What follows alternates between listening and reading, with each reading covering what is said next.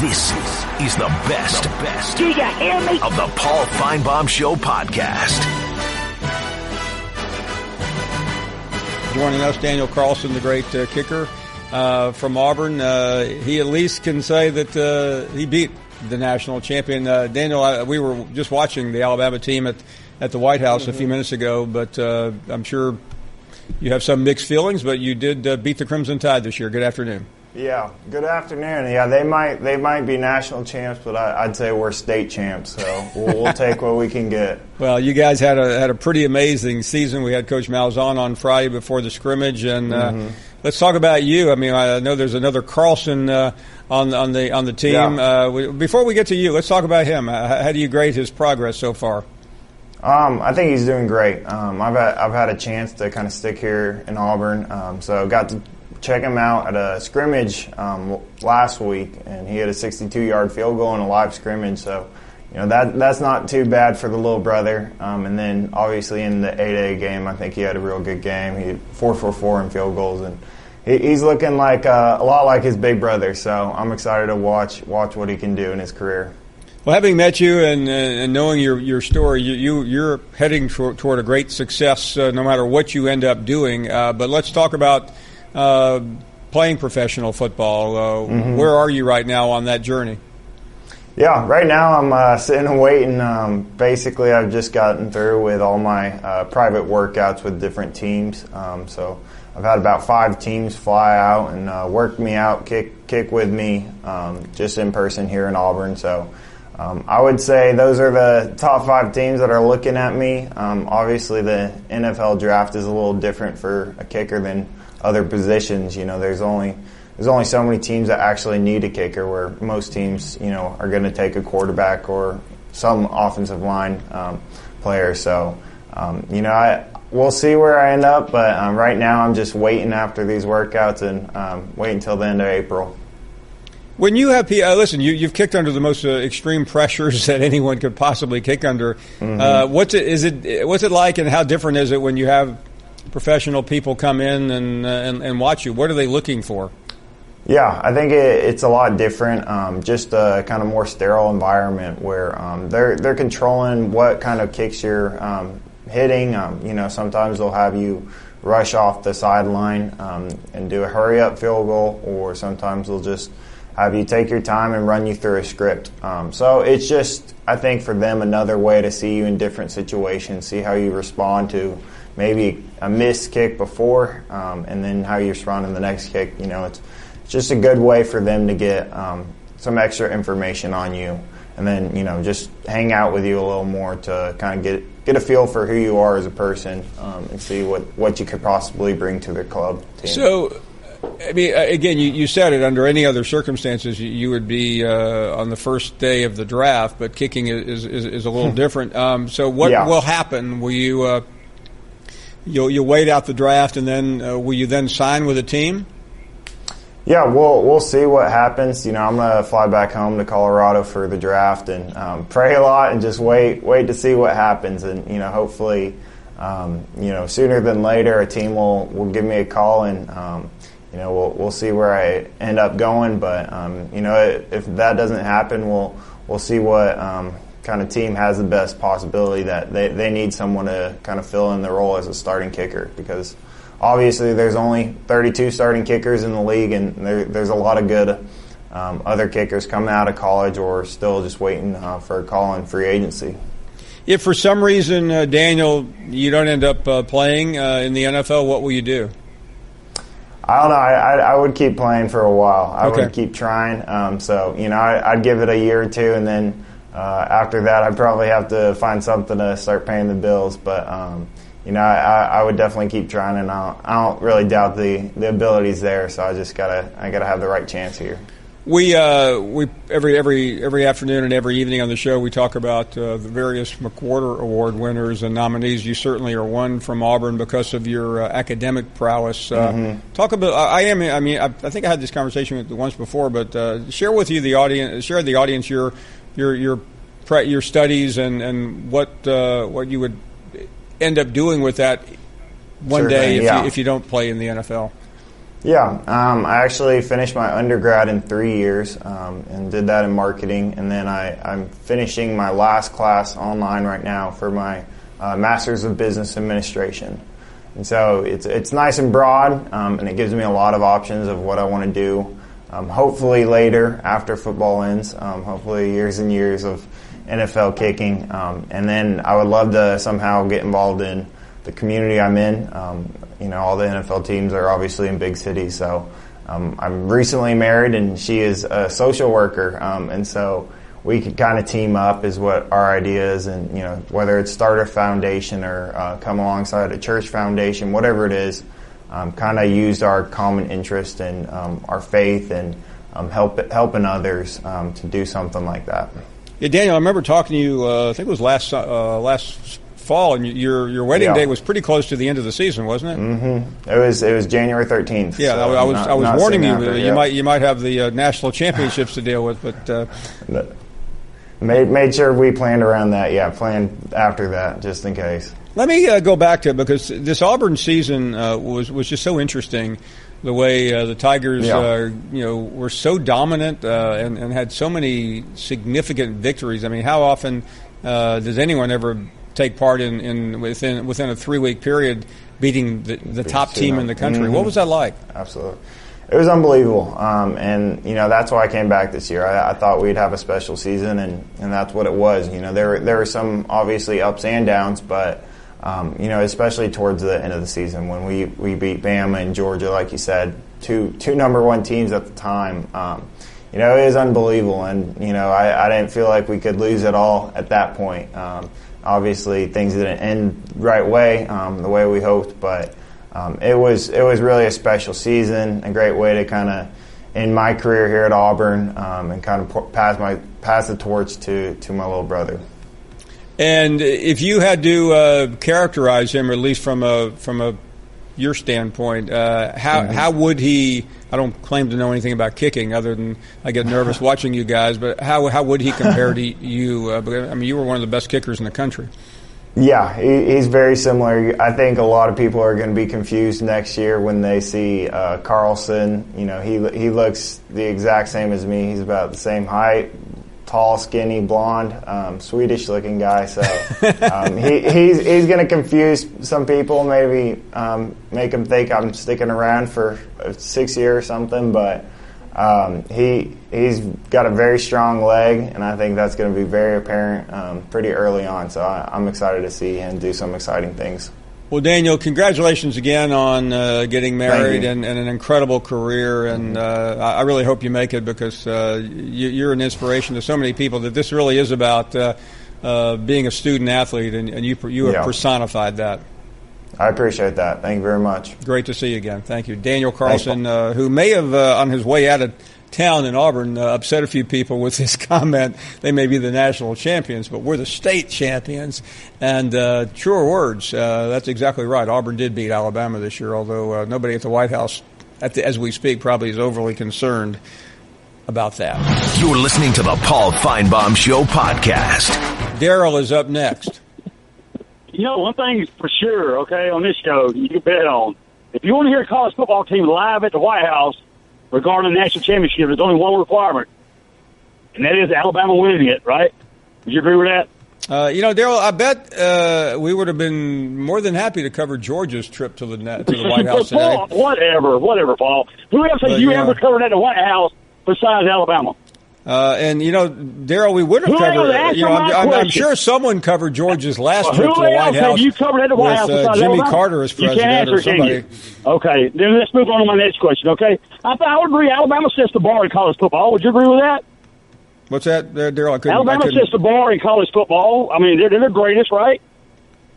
They are, which I can only assume with them being the greatest that it's much tougher to win the SEC title than the national. Hey, by the way, Daryl, don't be upset. Daryl, slow down. Daryl, slow down. Nobody wants to hear a hyena talk. If three people have an opinion of something, it's obvious, Chris. You need to shut your mouth. No, I don't need to shut my mouth. I have a question for you. Why do you feel the need? Why do you feel the need to talk over people? Because I wanted to say something I thought was it's relevant. Very, well, you get your turn. It's very rude. Danny, and it's very annoying, and it happens. It happens quite often, Paul. Daryl, the many callers. I know your mother raised you better than that. I know your mother raised you much better than that. Is this program of democracy? When did that start? I mean, I don't understand why you feel the need. You have to talk over me. There's stuff I wanted to say yesterday. I never got a chance to say because you kept talking over me. You wouldn't shut up. You told me our man wouldn't shut up. You wouldn't shut up. You kept going on and on and on. I want to point out yesterday how that kid, when he got kicked out of Georgia, he went to Augusta State and led them to a national title, co-anchored it, which would be the equivalent of what? Maybe a West Georgia or Georgia Southern winning the national championship in college football, Division 1A. And then when they built a trophy case, they didn't have a trophy case, he told me, you know what, you built it too small. You should have built it for two because we're going to win again next year. And he went back the next year and won another one. I want to point that out yesterday because I thought that was just an unbelievable feat for a school like that to win a national championship. And they beat Georgia Descendants also, which is probably why a lot of Georgia fans have heartburns with that guy, for Patrick Reed. But yeah, I never got to point any of that out because you wouldn't shut up. So my question is, once again, you still haven't answered it. Why do you feel the need to want to talk over people? Oh, now you can't hear me, huh? I know them ears you guys can hear anything, okay? I know you hear what I say. So it's your turn to speak. Go ahead. I know your mama taught you better than that. Your mama told you everything you know, okay? There's no doubt in my mind about that. There's one thing that she didn't tell you, though, Paul. She didn't tell you that I was your daddy to you, Paul.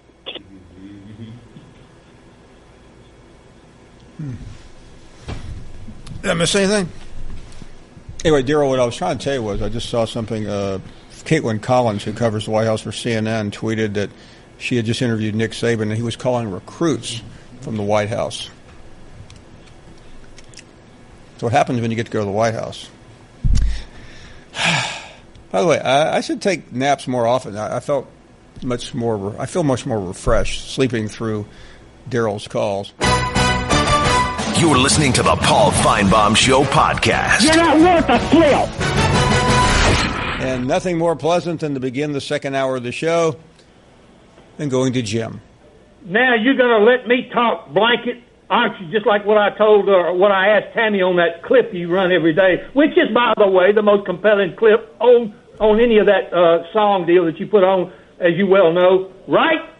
Correct. Okay, thank you for agreeing. You know, Paul, I heard the Goobers earlier in the show, you know, the John idiot from, and what's his name, the other guy? Mark, you know, the ones that trashed me and you said don't mess around with Jim. You know, they don't want to recognize radio gold. You know that's what the truth is. But, Paul, here's why I call. You let these Goobers in there in the other room, the background clowns, make another just unbelievable, stupid statement. And you didn't correct it. That's why you got me hanging around, to correct these kind of crazy things that come out of their mouths. Hayes said a while ago, obviously, he said, here's what he said, you heard him. Well, you know, par is expected only by Tiger Woods and that kind of player and me. That's what Jim, par is expected by every golfer on the PGA Tour. Like, that is what is expected of them. You can't be on the PGA Tour without shooting will you par let this or guy below. stand down? He's interrupting my call. Stand down, Jim. I'll stand down. Just want to make myself clear. You didn't make nothing but an idiotic statement. We're not talking about guys out at the Tuscaloosa Country Club who are shooting over their age. You don't know what you're talking about. Paul, what are you going to do? Stand down, Vickers. Stand down, Vickers. Here's what I'm saying, Paul. Par is not expected. Par is the standard of excellence on a golf course. Most people is expected to shoot 90, like you, Paul, like you. That's what we're not expected. talking about most people. We're talking about the players Why on the PGA Tour Tour I didn't and call the new you. slogan for the Professional Golf Association. Okay, not the Tuscaloosa Country Club. Okay, we heard you, John. Show some Again, respect. Paul, Show some respect to the this caller. This is why I didn't want to call you show, because you got them stupid morons interrupting. I'm trying to make a point, but I think I made the point. You know what I'm saying is true, Paul. Of course you're always right, Jim. Well, you know I'm right here. Par is not expected. That's not it's the standard of excellence on the golf course. Jim, I apologize. Kubiak was talking to me while you were talking to me. Look, Paul, it's all right with me if you want to trample all over the radio gold that you want. Jim, I do not. That Jim, is radio gold. Jim, I can't help it. The floor is yours.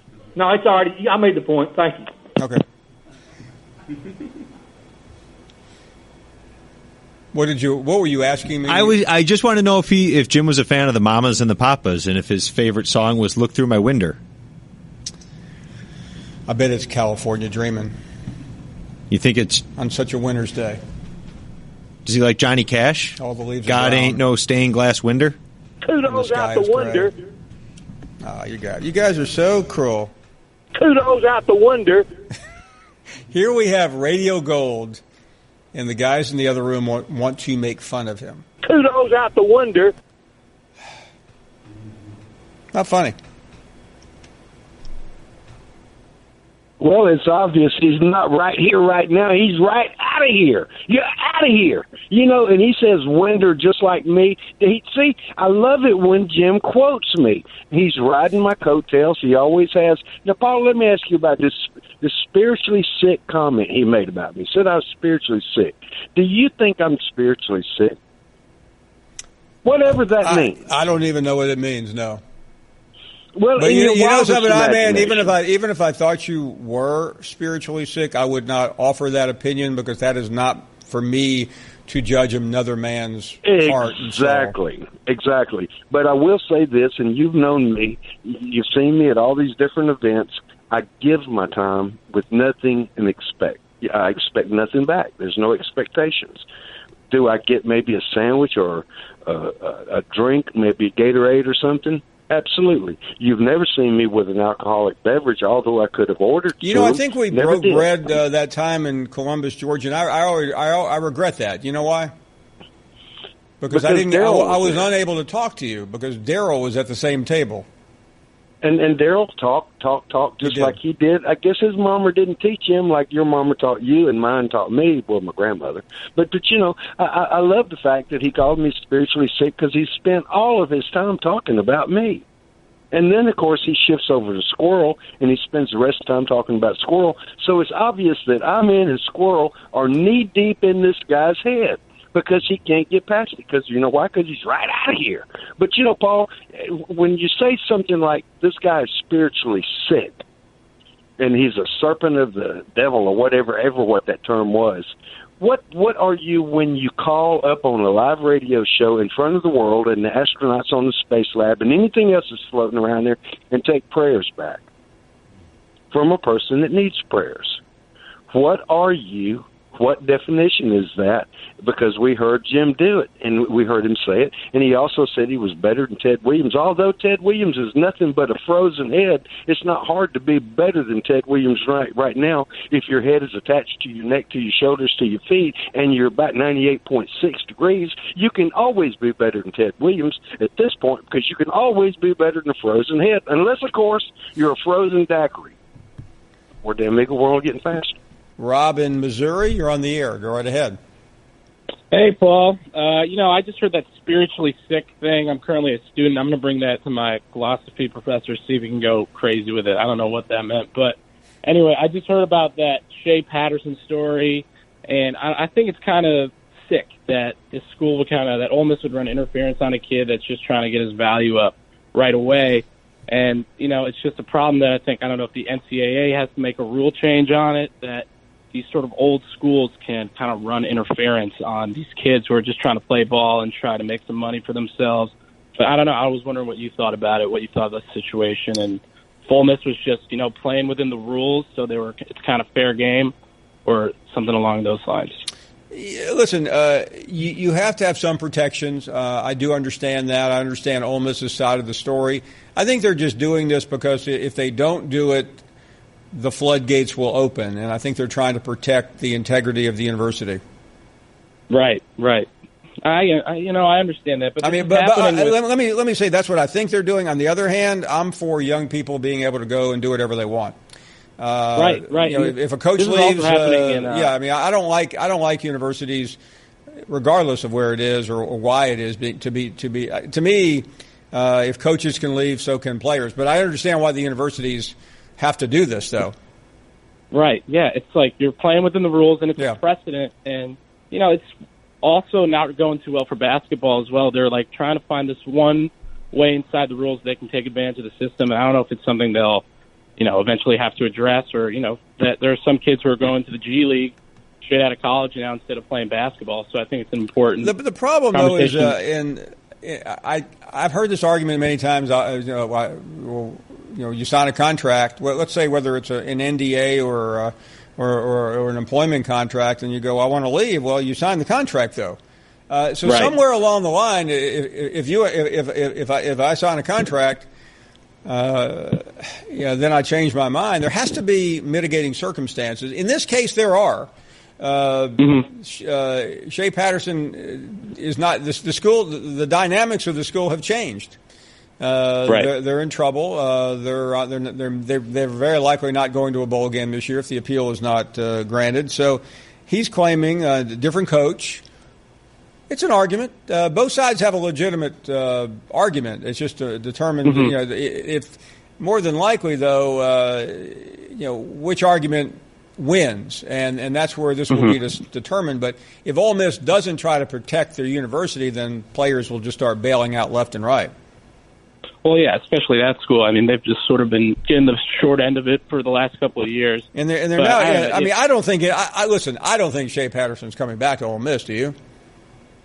I don't think so. No. Not after it didn't really look like they had his back. I don't think he would come back after that. And I don't know. I mean, they're sort of rebuilding, and if he kind of wants to establish himself, then. And by the way, they've already settled on a new quarterback too. Yeah, they're moving on. But that's the thing with the SEC. New quarterbacks coming every day. Like you thought that Jacob Eason had a job until a completely new kid took him to the national championship. So you never really know. And there's a hot new kid coming up every single day. And Georgia already signed a new QB already. Well done. Hey, thank you for the call. Appreciate it. 855-242-7285. Matt is up next. Matt, what do you got? Hey, Paul, how are you? We are doing well. I was calling in defense of Jim. The other day when you were talking to Squirrel's been attacking me on Twitter.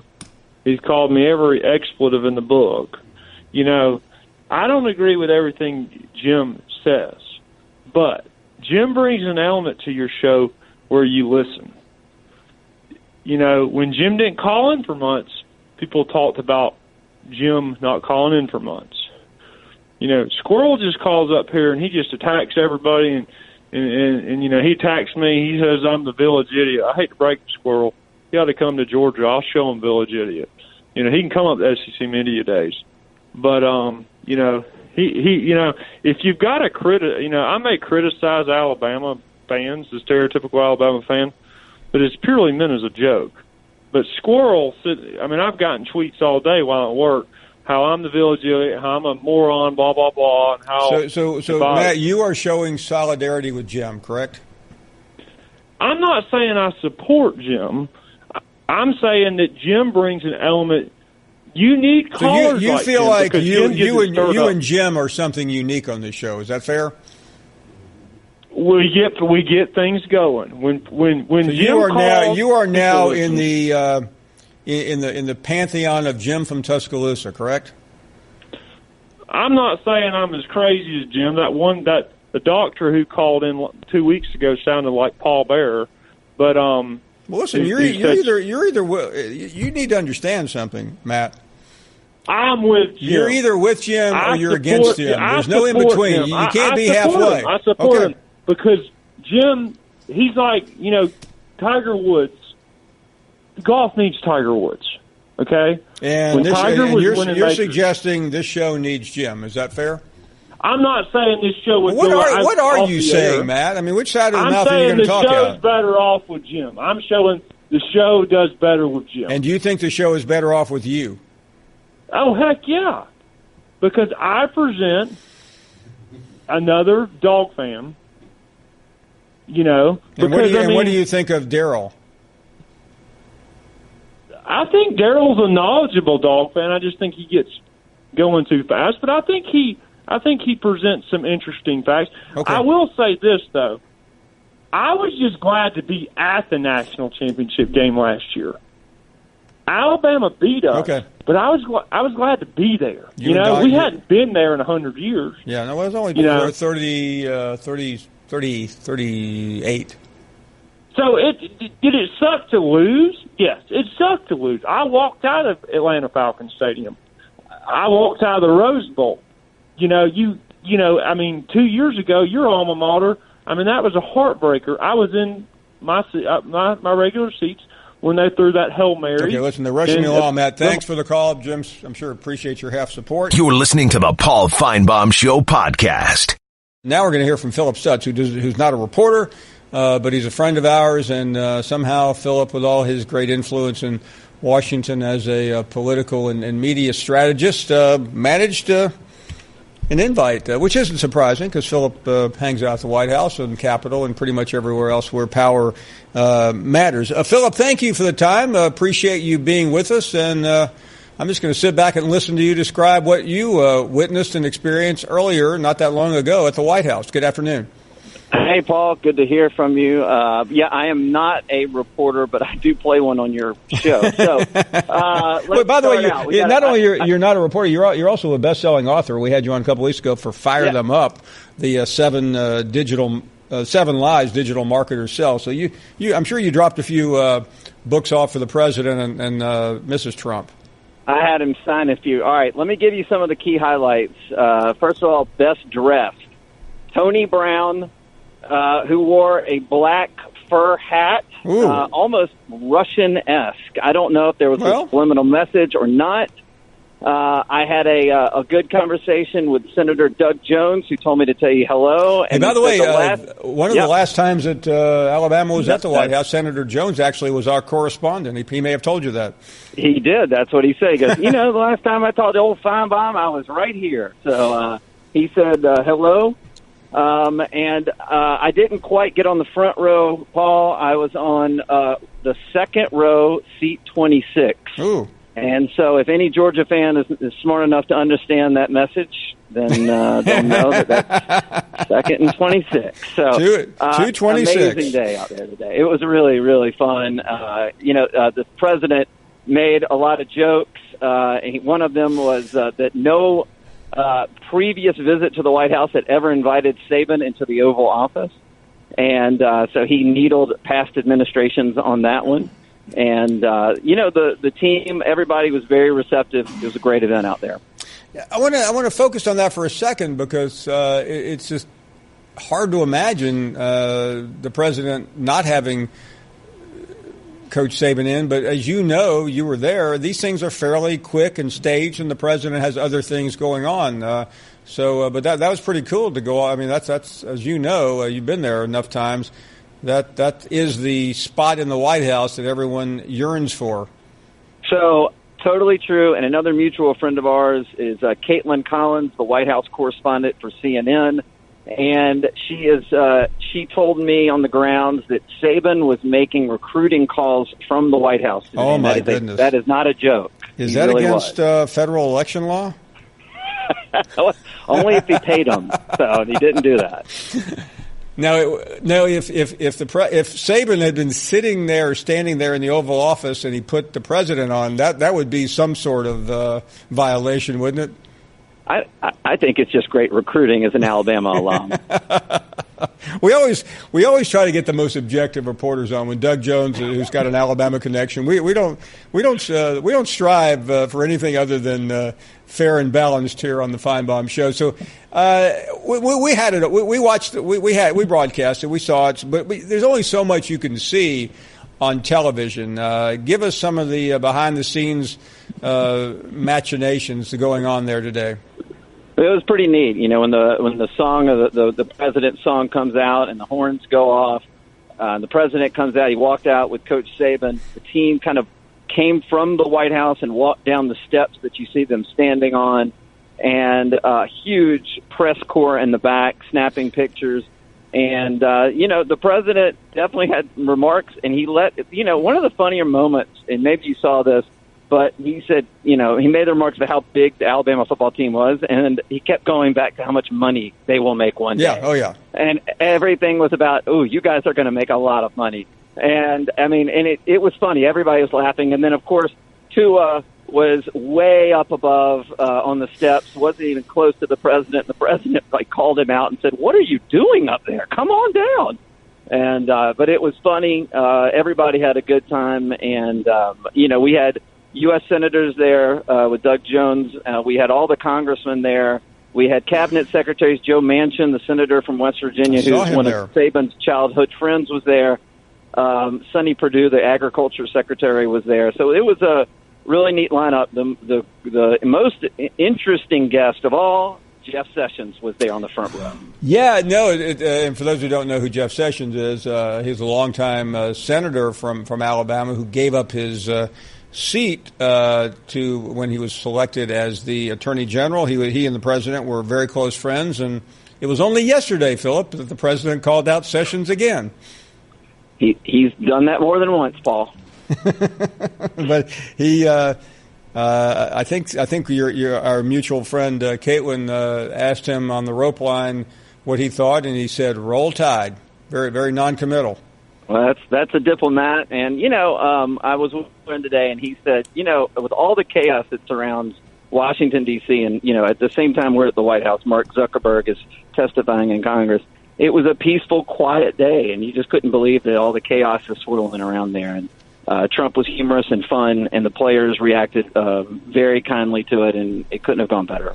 And Philip, to say the least, there is a lot going on. Not only do we have the news from late last night, but you have the Syrian conflict going on. The president canceled a trip to South America on Friday, so you have to know that in the Situation Room or wherever, serious decisions are being made right now about the Mideast. And meanwhile, you would never have noticed when you're watching the president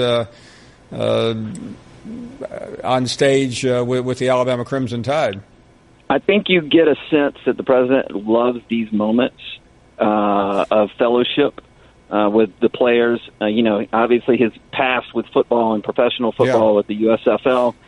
You could really get a sense that this was a moment where he could relax, and he took pictures for at least 20 minutes after the event.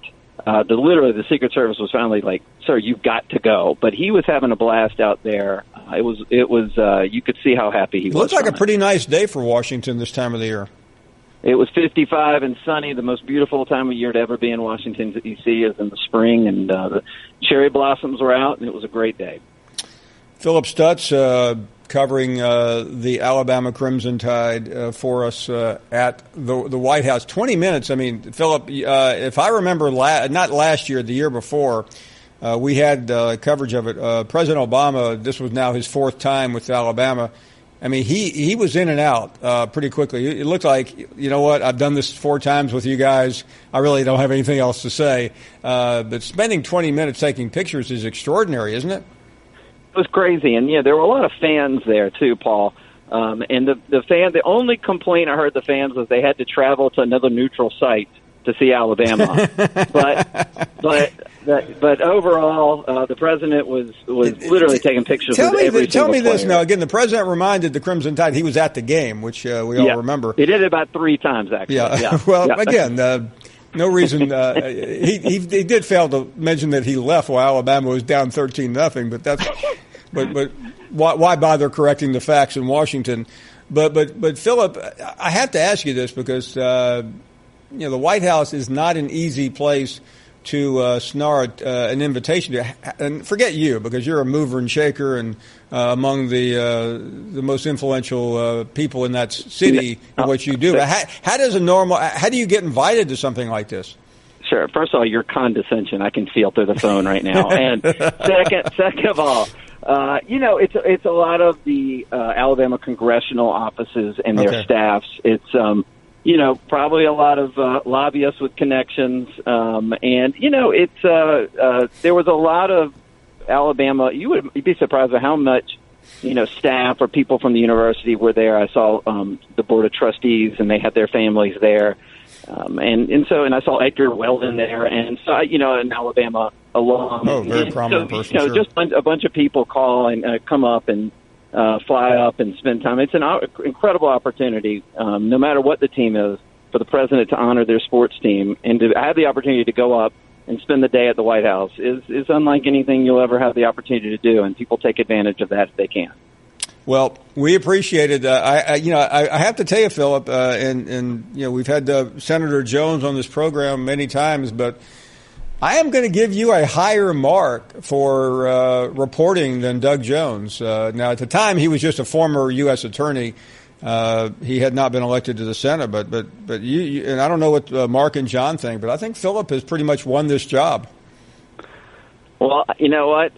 We're going to have to do some media training for him if I'm ahead of him. So we'll go to work on that immediately. Yeah. I mean, he was kind of out of breath and a little too partisan. I mean, you've given us behind the scenes minutia that I would expect from a seasoned veteran. So well done, Philip.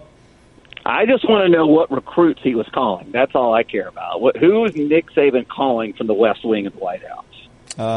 Probably someone from a red state. That would be my guess.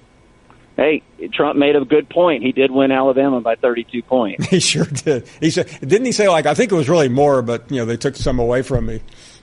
Yeah, well, I think he knows that he doesn't get specific facts exactly right sometimes, and he thought that the press would jump all over him for it too. Well, great stuff, Philip.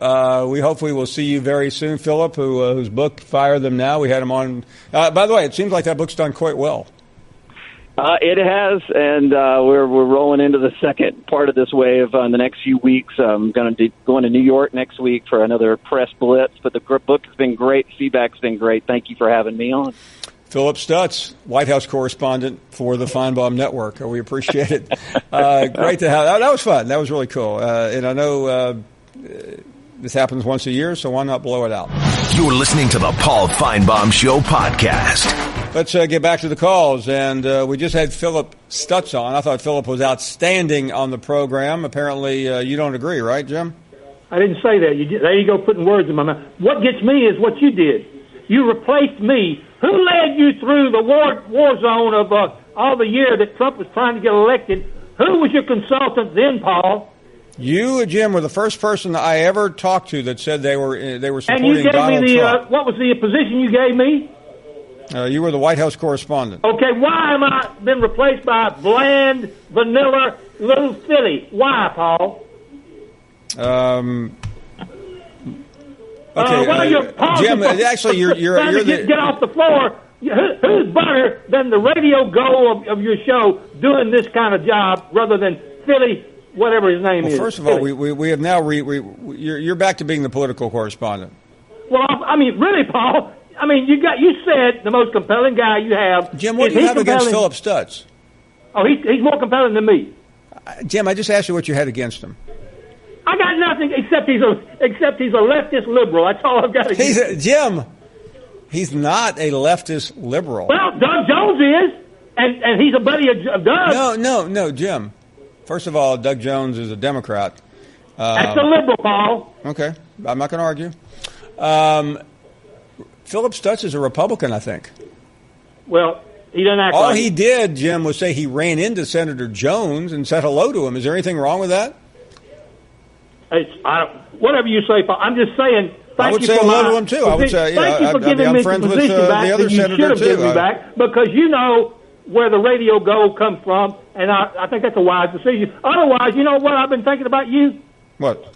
I think I've been thinking it's like you've been mad at your show by the way you've acted lately. I mean, seriously, Paul, you're not helping your show by doing some of these things. Jim, I need to hear more about this. All right, we'll have that closed-door meeting we're going to have, right? Jim, I need to talk to you soon. Things are happening. Get with me and my people. Jim, I can't wait till like 4 months to get an appointment. You really can't. I'm glad you're waking up to that. No, I mean, time is of the essence. Yeah, everything's going out the window. Help me, Paul. Window. What is it, Mark? Winder. Yeah, help me with, and let me be as sharp as those two clowns in the background. I yearn to be that sharp, Paul. You don't need to name call them. I mean, they're just two guys. No, they don't name call me, do they? But Jim, you're a star. They're just two. I know, two guys. And they got no chance of being that because they don't have the capability, they don't have the ability, and they don't have the gravitas. See you, Paul. No, they don't. Mark and John, you obviously have been told your place. I would have been a Hall of Famer, Paul, but didn't put my hand through the window. That was a mic drop, in case anybody was wondering. You're listening to the Paul Finebaum Show podcast. You're not worth a flip. Maxine is calling next. Good afternoon, Maxine. Hello, Paul. Hi there. I was going to say two things. First, that other caller asked what I've been wanting to ask you. Had you ever saw Jim from Tuscaloosa? Yeah, never. You know, when the caller asked you, had you ever saw Jim before? I have never seen him. Okay, no. Okay. I had been wanting to ask you that. I was going to say sometimes when I listen to him, if you have security, they need to know what he looks like. I'm serious. Well, let me say this. He sounds crazy sometimes. Several people have sent me what they think is Jim. I don't know whether that's Jim or not, so I don't think it's fair to show someone on the screen. No, I wouldn't want you to do that. I'm talking about you yourself. But yeah, I would like to meet him. I feel like I'm trying to find J.D. Salinger. I mean, I just have never. I can't seem to land him. I mean, like I said, if you have security, they need to know what he looks like. I'm serious. No, I think we all would, and I wish Jim would agree. I mean, we've invited him to the studio. We offered to send a plane for him. I heard you talk about it. Oh, and another thing I'd like to say is, if UK ever gets to win another championship, I would hope that they would go to the White House, no matter who was president. You know what I'm saying? You know how sure. people refuse and everything, because the presidential office to me. Yeah, you know, and I have to give Saban credit today. He chose not to politicize this visit. I've heard Saban say this in the past. He respects the office. I think he was very generic in what he said because he understands. I mean, listen, every president is a polarizing figure. There are people that like the president and people that don't. And I'm old enough to know. Every one of them. I'll tell you. I will tell you this story though, Maxine. I had the occasion about 5 or 6 years ago to be at the White House in the West Wing, and as you again, I don't mean to. I'm trying to describe as you come out of the Oval Office down a long hallway. You'll take a right. And then it takes you into the Rose Garden, and there was a picture. It was the last picture before you got to the Rose Garden, and the picture was of President Obama and of Nick Saban. I think it was at one of the either 11 or 12, whatever year they were there, both years, obviously. And I happened to see Saban a couple of months later, a couple of weeks later, it wasn't that long, and I said, by the way, I know this sounded a little bit self-serving here. I said, I happened to be at the White House the other day, and I saw your picture up, and he actually broke into one of the 3 or 4 times in my life I've ever seen him break into a wide grin. He got a big kick out of the fact that his picture was up. They rotate the pictures in and out, or they did under President Obama. I don't know what they do now under Mr. Trump, but it doesn't matter who the president is. That's the way I feel. I think you should go. I think that the office of the president should, no matter who. I totally agree with you. And listen, professional teams, college teams, are all welcome to say whatever they want, but you're not there because of the individual. You're there because of the office. Yeah, I think politics and the sports and everything it should be. That's just a separate thing. And like I said, if I had a chance to go, I don't care who was president. No, I agree. It doesn't matter to me. I would love to go. I would love to go because I love history and everything, and I just think I would love to go. There is nothing quite like it. I've had the honor of being there a couple of times. especially in the last few years, Maxine. I was in there a couple of years, maybe 2 years ago, walked in that place, and there is just nothing like it. And I haven't. It's not like I've been to inside Buckingham Palace. I've been outside Buckingham Palace. Maybe the Vatican. Certainly, the Vatican would probably top anything I will have ever seen walking in there. But okay, Jim wants to explain why he will not come on this show and be seen in public. What's the answer, Jim? Well, first, let me respond to Max there, Maxine. Maxine, what business were you in before you got in mine? Ooh. Okay, Paul, I'm going to go. I'm going to tell you exactly what I've told you 2 or 3 times since I've been on your show. Okay. From day one, I tell you, the putrid eye monkey bashed me, and I knew all those kind of people. 90% of the people at those functions were people that hated me, and I didn't like them. I promise you. The only person I miss not being with, and we talked about it many times, was Shane. You know that. I miss not being with Shane. Other than that, I don't want to get around. I don't associate with trash. And I promise you, most of those people at your functions, including Greg, are trash, in my opinion, because they're wannabe haters. I mean, they're haters, and they Jim, but wouldn't you put some of this to bed if you? I don't have to put anything to bed, Paul. I'm not. You think I need to come up there? I don't need to prove anything to you or any of the people that you talk to. No, you don't need to prove anything, Jim. But at least you would be showing, hey, this is me. I'm Jim from Tuscaloosa. I'm here every day. I mean, what's that? You know who I am on the radio. You don't compliment 9 people by telling them what you told about me in the book. I mean, look, Paul, I told you just that, simple as that. I don't want to be around those people. And I'm afraid if I was around them, something might happen either way. Something might happen? What do you mean something might happen? Well, I mean, if one of them took a shot at me with a fist, I'm like Trump, man. I come back Jim, at you. I promise you, you will have security. No, you can't promise me anything because you don't know. Jim, you will. If you're on our show, you will be protected. No one will get at you. I don't want to be protected. I don't want to be, and I don't want to be around buffoon liars like iMonkey, Squirrel, on and on, Maxine, Greg from wherever he is. I mean, by the way, Jim, you know I'm Jim, real. I mean, is there something about people that you don't like? Let me finish, please. No, well, is that Greg? Wait, is that Greg guy? You think we wonder if he's real? I mean, if he's real and he was in the submarine Navy. Jim, I met Greg last year in Birmingham at SEC Media Days. He is real. Yeah, well, I know he's really a jerk. What he really is. No, he's not a jerk. He served this country. No, he is a jerk, Paul. But the way he trashes me on the show, that's all I go for. I told you the truth. That's all I got for you on that. Thank you, Jim. I'm trying to help you. Can't help you. I don't know where to go after that.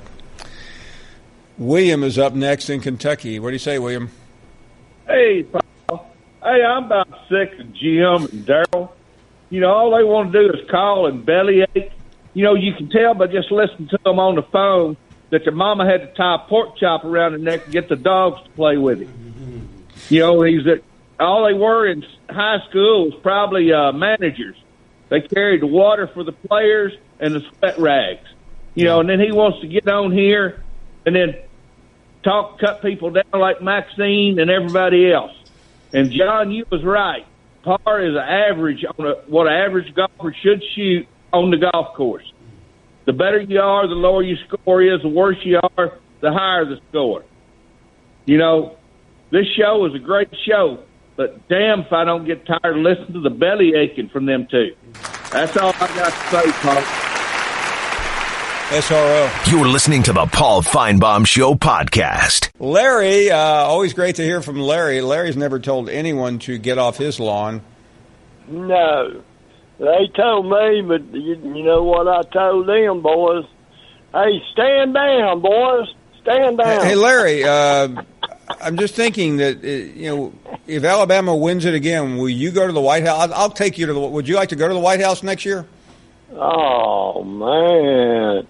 People downplay that. Can you imagine walking into the Oval Office and say, President Trump, he said, Larry from Shelby, the Finebaum Show, right? Woo! Yes, He watches. I guarantee he's got it on right now. You dang right. No Trump knows when I do the BL sign. Hey, me and you, little BL Jack, I guarantee you'd drink one with me. He's a BL man. But that would be amazing, boy. I mean, I want to do, two things in my life I would love to do, Paul. Right now, I know I'm short of time, but I would love to beat the snot out of them two Yankee Doodle butt wipers there you got. And, hold on a second, okay? Mm-hmm. Hold on just 1 second there. Well, I'd like to get Mark and John on our screen here for a second. And can I just rerun yesterday's show or Monday's show or Thursday's show? Larry, repeat what you just said. First, number one thing you'd like to do. I'd like to beat the snot out of them two Yankees in there. Snot out of the Big Ten, John and Mark, them Yankee butt wipers. Larry, I really don't appreciate your aggression. I thought we were friends. That means I'm hitting home. That means I'm doing good, Jack. Woo, man, show me some fire, baby. Fire. Show me something. Woo, get mad, Jack.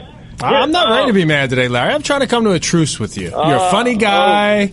We like your calls. Used to like his calls. Used to. Now, Larry, hold on a second, Larry. I just had a curiosity. There's all kinds of variations of beating whatever. Beating the snot out. Is that just like what? Just beating the snot out. When the snot runs out their nose, So as soon as the snot starts running out, is that like tapping out of the fight? That's a tapping out. You don't need to do anything more once the snot starts appearing. That's right. And Big Ten John challenged me on his phone to that golf tournament that he's been promising me. And the one thing that would make me happy, and I would treat them like gold, if they could get me and Rich on the golf course and beat us like we've been getting promised. And I want it. And I should be. And Big Ten John, you ought to be ashamed of yourself. Some poor man like me. What's something happened to me tomorrow? Larry, golf is a gentleman's game, Larry. Well, this kind of talk is not appreciated at the Finebaum Country Club. Okay, I will tone down if you'll play me. If you'll play me and Rich at his golf course, and if we lose, I'll do anything you want me to do. I'll say anything. I'll wear anything. I'll sing songs. Larry, I don't wake up in the morning thinking about what you're going to wear in the afternoon, okay? That's the last thing on my mind. Come on, man. You promised. You said you'd play us. Are you teasing me? Is that what you're doing? Pick a good golf course, make it tee time, and we'll be there, Larry. It's not that difficult. I'm going to be nicer from now on. I ain't going to be so mean. Be a gentleman, Larry. I know you've got it deep inside of you, brother. Be a gentleman. But I am, and we get on that golf course, you're going to see the gentleman. That's what they call me, gentleman. Okay? Got it, Jack. Roll Tide. Roll Tide. Roll Tide. Roll Tide. You're listening to the Paul Finebaum Show podcast. Barrett Sallee joining us. Always great to talk to Barrett. Barrett, thanks for the time. Let me get, first of all, your reaction to Alabama at the White House. Certainly, it's always a good recruiting tool, especially when Nick Saban calls recruits from the White House. You can't let a great opportunity go to waste, and calling recruits from the White House, I'm sure, will be something that gets their attention. And I thought it was interesting in the little speech the minor speech that they gave that Donald Trump said that Nick Saban had never been in the Oval Office during any of his previous trips there. We're fact checking him on that. I was going to say, if I was Nick Saban or if anybody, if I was any of those guys, that'd be the first request that I have: go to the Oval Office. But if he did go to the Oval Office, I want to know if he called a recruit, and I want to know which recruit he called, because that is one heck of a recruiting. Yeah, I mean, we suspect it would be from a deep red state, but that would be pretty much the entire SEC, wouldn't it? Right, and I would suggest maybe FaceTiming, but definitely don't use Facebook Live based on other things that are happening in Washington, D.C. today. Was all booked up today. Right, I think they were tied up somewhere else. Well, let's get that. We put a bow on that. Let me get you to one of the other interesting stories of the day, and that's the Shea Patterson conundrum. He wants to go to Michigan. A couple of things are happening. Still don't know clarity on the Ole Miss appeal. And now Ole Miss is doing – what exactly are they doing, Barrett? Well, they're not really doing anything. I think this is – Ole Miss doesn't have any say whether Shea Patterson's eligible or not. They can, give him a blessing or, in fact, in what they did, say they disagree with his appeal for a waiver to be eligible immediately. But in reality, they're not doing anything. Like, nothing that Ole Miss says is going to sway the NCAA one way or the other. So really, I think all they're doing is trying to prevent this from happening with other school players that go to Ole Miss or go to other schools or whatever. And I think they want to save face a little bit. And I don't necessarily know if that's working. If I were Ole Miss, I would back off because I don't think it's working. And full disclosure, I think if a school goes under NCAA investigation, those players should be able to transfer and play immediately regardless of their classification, regardless if they're going to miss out on a bowl game. But rules are rules. And I think Ole Miss is looking at this saying, Shea Patterson was recruited with a bunch of other guys with the knowledge that the investigation was happening. And at that time, remember, it was 8 of 11 were football related allegations, but none of them were overly serious. None of them were overly crippling at that time.